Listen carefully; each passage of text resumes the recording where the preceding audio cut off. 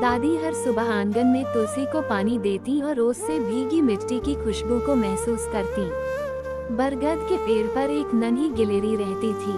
वह रोज दादी को देखती और धीरे धीरे पास आने लगी।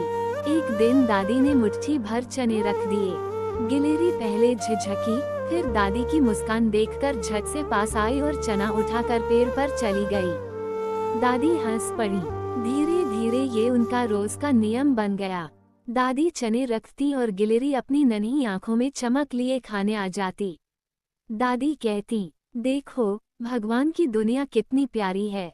इंसान हो या जानवर, सबको दुलार चाहिए।